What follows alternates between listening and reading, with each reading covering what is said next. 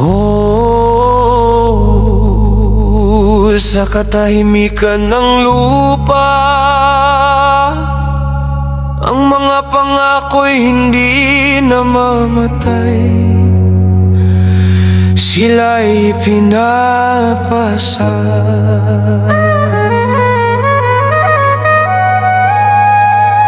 Binili ni Abraham ang lupang pahingahan, luha at pananampalatayang kabayaran, ang wakas ng katawan, simula ng alaala, pag-ibig na iniukit sa lupa ng Kanaan. Si Isaac ay sinugo sa daan ng karunungan, sa bahay ni Shem at Eben, daan ng kabanalan. At si Eliezer ay naglakbay na may panata, hanggang kay Rebecca hinirang ng amang Yahweh. Oh, tipan ng langit, di ka napuputol. Sa bawat salinlahi, ikaw ang ugat kapag ang lupa'y nagiging libingan. Pag-ibig mo'y nagiging simula.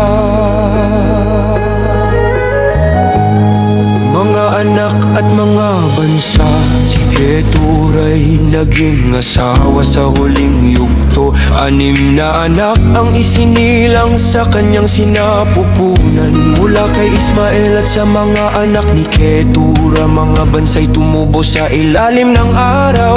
Ngunit sa gitna ng dami ng dugo at lahi, may isang pangako na di naliligaw.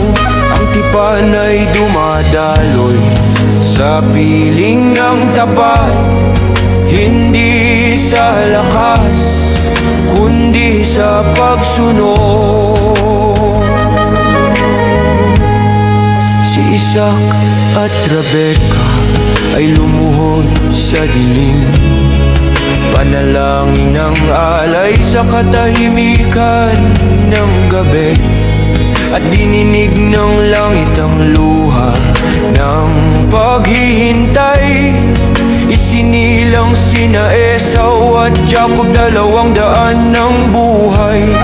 Inipon ni Abraham ang huling lakas, isinalaysay ang mga gawa ng alahaya. Lumakad sa kanyang daan ang kanyang habilin, at sa'y 15 taon siya'y pumikit.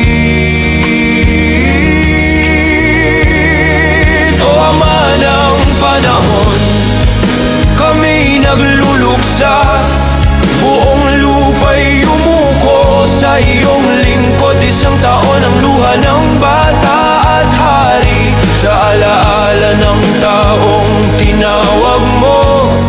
Si Esau'y nagbalik mula sa dugo at laban, napatay si Nimrod, bumagsak ang mga bantay. Pagod ang katawan, gutom ang kaluluwa. Isang sandali, ang panganay ay naipagpalit. Isang desisyon sa apoy ng laman, na maghahabi ng sugat sa hinara. Dumating ang tagutong, si Isaac ay naglakbay sa girar ng mga Filiste.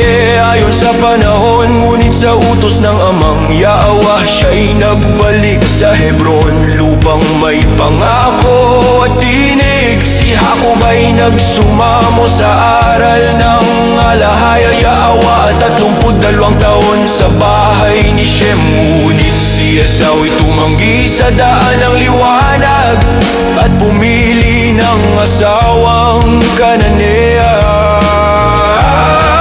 O tipan ng alahaya Yahweh, may pumipili, may sumusunod, may tumatalikod. Ngunit ang iyong tawag ay nananatili sa pusong handa.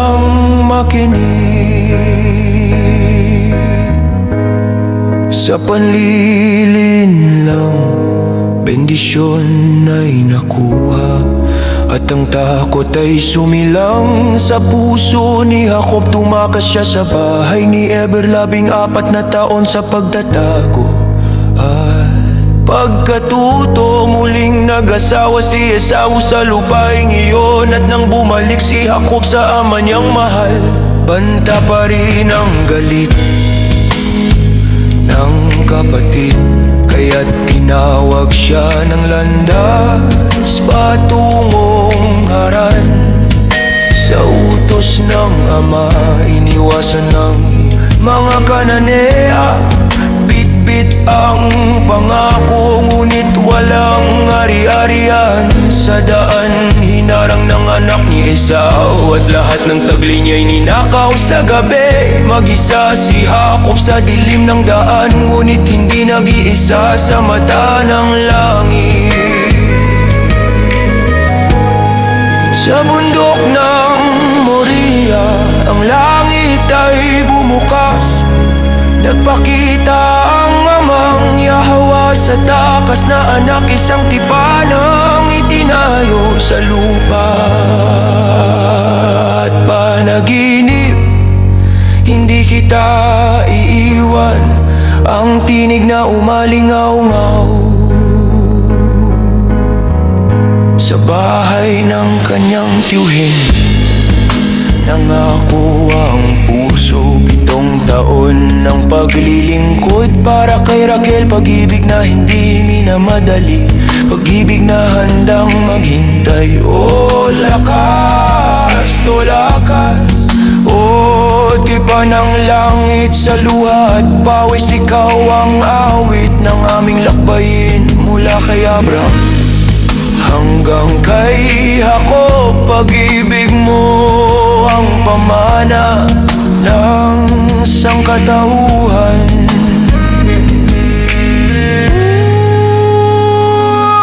Sa bawat hakbang ng pananampalataya, ang alahaya ay awa ng tipan ay sumasama.